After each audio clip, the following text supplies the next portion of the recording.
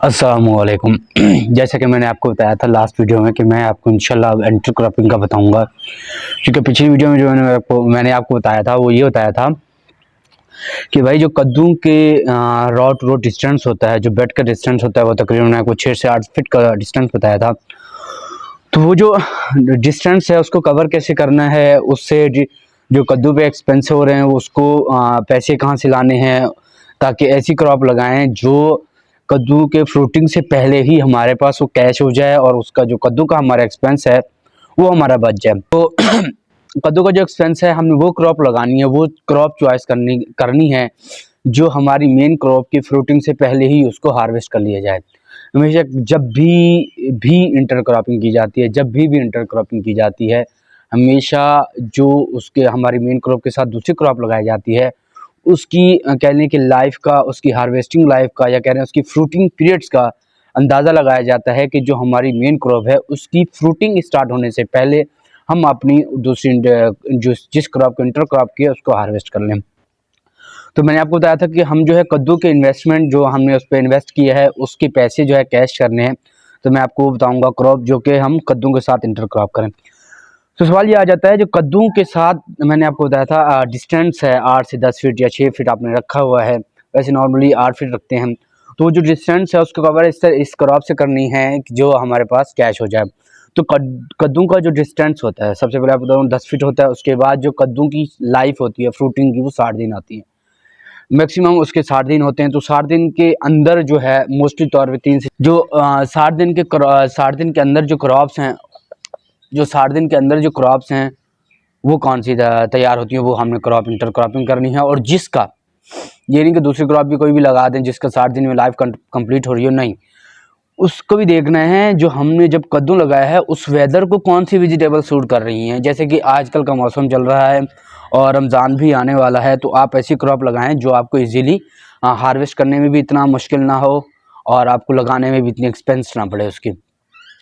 सबसे पहले जो दो महीने के अंदर अंदर क्रॉप आ जाती है, आप इस जो है कद्दू के डिस्टेंस में आपने जो है पालक लगा लेनी है, जैसे कि स्पेनिश। उसके अलावा आपने धनिया भी इसके अंदर लगा सकते हैं साइडों पे, जो बीच में जगह आपने छोड़ दी है।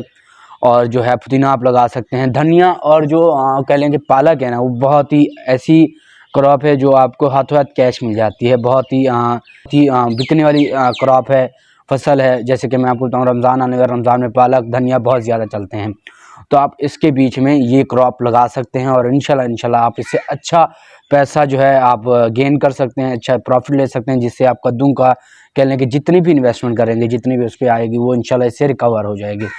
तो आपने ये करनी है। इंटर क्रॉपिंग की जाती है, इसकी 2 से 3 वजूहात हैं। पहली तो वजूहात ये होती है कि इंटर क्रॉपिंग करने का मकसद बेसिकली ये होता है कि जो हमारे फील्ड जगह खाली है, बीच में किसी भी क्रॉप के बीच में जगह खाली है, तो वो हम उसको फिल कर सकें, उस जगह से हम जो है कैश ले सकें, उस जगह को हम यूटिलाइज़ करके अपनी पे कमा सकें, पैसे कमा सकें।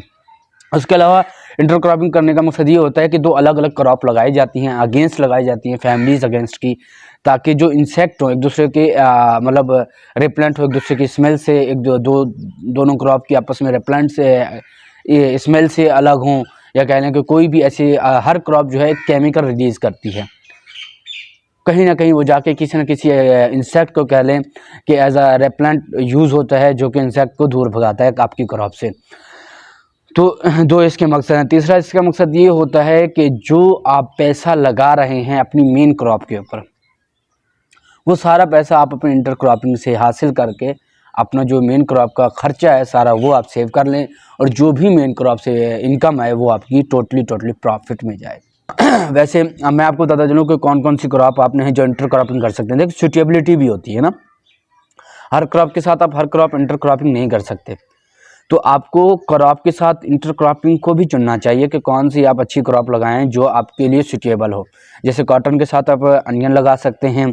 उसके अलावा जो करेला है वॉकिंग वॉकिंग टनल पे लगाया जाता है, उसके बाद आप शिमला मिर्च लगा सकते हैं, ग्रीन मिर्च लगा सकते हैं।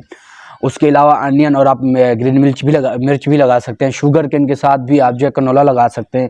ये बहुत ही मुफीद है जो आप इसके साथ इंटर क्रॉपिंग करेंगे और उससे आपको बड़ा फ़ायदा मिलता है। तो आपने ये करने हैं, इंशाल्लाह इससे आपको बड़ा फ़ायदा मिलेगा, और जो है इससे आपकी ज़मीन की फर्टिलिटी भी अच्छी होती है और आपको जैसे कह लें कि बेनिफिट बहुत अच्छा मिलता है, आपको प्रॉफिट बहुत अच्छा मिलता है।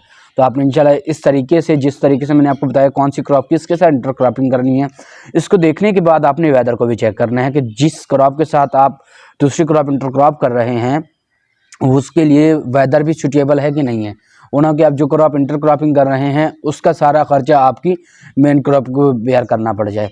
तो आपने वेदर को चेक करना है और इंशाल्लाह जो क्रॉप्स मैंने बताई हैं आपने उसके साथ उसको इंटरक्रॉपिंग करनी है, तो इंशाल्लाह आपको प्रॉफिट मिलेगा इंशाल्लाह।